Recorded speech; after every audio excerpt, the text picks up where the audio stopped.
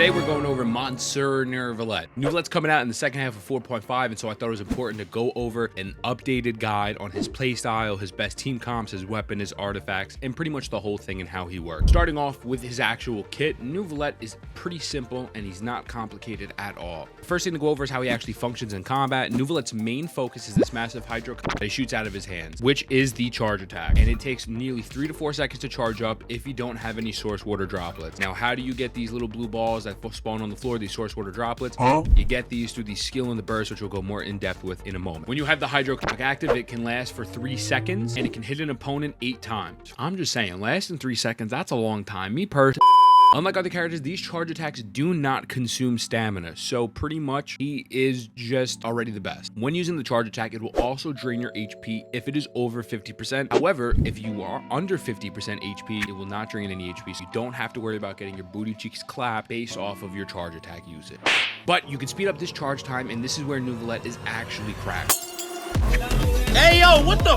The elemental skill and burst are mainly there just to provide more uptime for his charge attack. The skill deals an AoE hydro damage based on your max HP and will drop 3 source water droplets, allowing you to pretty much charge attack immediately with little to no charge time. I'll get to the little technique in a moment. The burst is similar to the skill where it does some crazy ass animation that looks actually kind of sick. It'll deal the AoE hydro damage based on your HP, but instead of generating 3 source droplets, it will generate 6. So technically you are able to have up to 9 source water droplets on the field at the same time. So realistically speaking, you can get off 3 full charge attacks with the burst skill combo, which equals massive damage. Now, this is where you can have pretty much no charge time. If there's 3 water droplets on the field, you could press the charge attack to suck them up real quick, let go of the charge attack, and it will immediately shoot out the hydro cow. That way, there is literally no charge time. If you have less than 3 water droplets on the field, this isn't going to work. Super min-maxy stuff, it won't be the biggest deal if you can't do this every single time, but I just figured it's important to show. Now, the amazing thing with Neuvillette is the passive Hair of the Ancient Sea.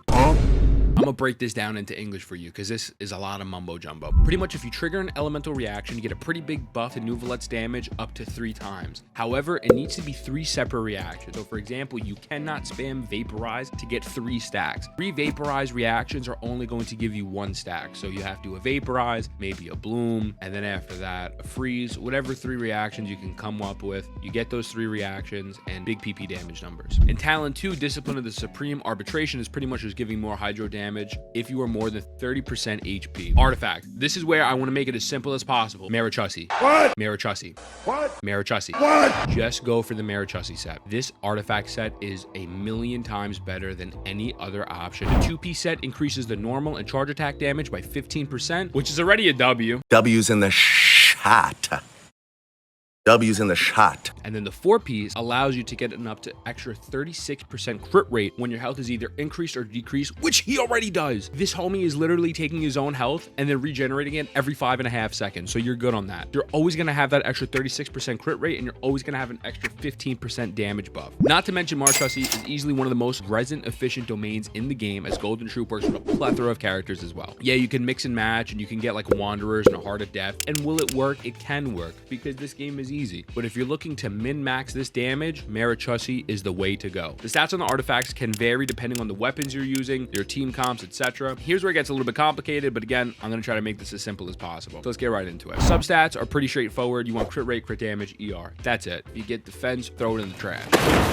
Now for the main stats, obviously, an HP Sands is highly recommended. The Goblet and the Circlet is where it varies. I personally run an HP Goblet and a crit damage Circlet. However, you can do a hydro damage Goblet and either a crit rate, crit damage, or an HP Circlet as well. There's a link below in the description which showcases the damage difference between all these stat combinations on your artifacts, and realistically, go with whichever one you have. The damage difference is not the biggest thing in the world. As long as you have the Marichussi and you have something where it's either fitting into the HP, hydro damage, or crit rate, crit damage stats, you're fine. It could work. So don't overthink this part. Whatever RNGesus wants to bless you with, use it. The weapons. Now, obviously, the best in slot's going to be his signature Tome of Eternal Flow. And with his signature weapon, his HP is increased by 16%, and it makes his charge attack do even more damage by 14% times 3. And when your stacks are up, it also gives you back a pretty sizable amount of energy. However, an amazing free-to-play option is the prototype Amber, which is craftable and gives you both energy and HP. In a situation situation like this, if you're using Tome of Eternal Flow or Prototype Amber, you don't really need as much ER on your stats, and you can really rock with 100 to 120 ER because the weapons give you energy already. Now, another amazing option is the new Battle Pass weapon Sacrificial Jade, which provides crit rate as the main stat and gives max HP and EM. So if you're going with something like Sacrificial Jade, you're probably going to want a little bit more ER on your substats, go into the 140, 160 territory due to the fact that you're not getting it from the passives on the weapon itself. Something even like the Wood Sith is pretty much, you know, usable as well, especially if you're looking just for the main stat boost, since it is crit damage, although the passives aren't really going to help Neuvillette that much. But overall, Neuvillette definitely has tons of options, and it's safe to say that he is okay if you don't have his best in slot weapon. Teams. What? Ain't no fucking way, boy.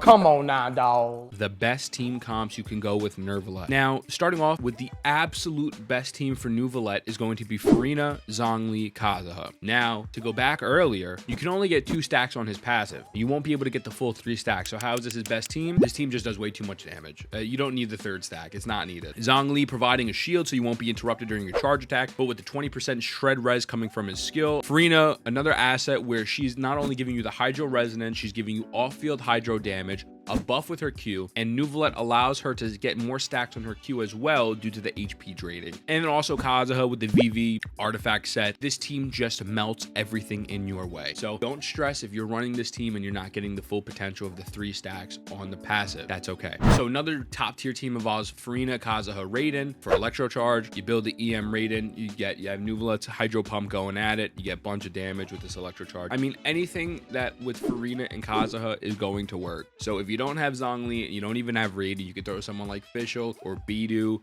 However, there are tons of teams that can work with Neuvillette without Furina, and it might not be the best team ever, but they could still work because Neuvillette is so self-sustaining, it's insane. Hyperbloom with Neuvillette with Nihida, Kaza, Kuki, and Raiden can work as well. It's definitely not my personal favorite version of Hyperbloom, but it gets the job done. Another amazing team that can work, and again, it's not my favorite, and I kind of don't enjoy it as much, would have to be Kazuha, Bennett, Shanglang for V. Now, the problem with this team is that you need to be very up close with Neuvillette, a little too up close for my liking, truthfully, in order to get the Pyronado to attack the enemies. So a lot of the times, just maybe I have a really big skill issue, I'm hydro cocking them down, the Pyronado is going at them, and then I get interrupted. And I'm like, well, okay, I guess I'll go fuck myself because I don't have C1. Now, obviously, there's some other teams that you can use, you know, very free-to-play stuff, like, for example, Akaya, Kole, Shanglang, so you can get the 3 stacks. Then, you know, obviously, you could throw someone in like a Layla to replace for a shield, a Baiju, who is a Dendro shield. I mean, there are tons of team comps that can work with Neuvillette. These, though, however, I think are the best overall teams, especially anything with Kazuha and Furina. Here's where we get into the Constellations. Now, the thing about the Constellations is this. As we've seen, Neuvillette can pretty much melt almost every single boss in this game at C0. Now, from a free-to-play perspective, my personal opinion, I think you can keep him at C0 safely. Do not believe you need to go for C1. However, if you wanted to go for C1, it's understandable. You're allowed 1 stack from the passive without any elemental reaction. So technically speaking, you can get a 3rd stack in that best team we were talking about previously, the Furina, Zhongli, Kazuha team. And you also get a massive interruption res. So that way you cannot be interrupted when you were using a team like the Vate team, where I was complaining that I suck and I keep getting hit around. After that, I would stop. If I'm free to play or if I'm a low spender, I don't think you should go that far. Truthfully, I don't even think you should get C0. Now, if you're a whale and you want to spend money on this game, he power creeps at C3. So C2 is another massive upgrade, which gets your crit damage increased pretty much by 42%. And then after that, C3 gets your normal charge to level 15. After C3, I would stop. There really is no need to go for C4, C5, or C6. So free to play low spenders, stop at C1. Whales, stop at C3. It's really not that much of a difference. The main power creep is at C3. That is my Neuvillette guide. I love you. Mwah. It's calling my name. So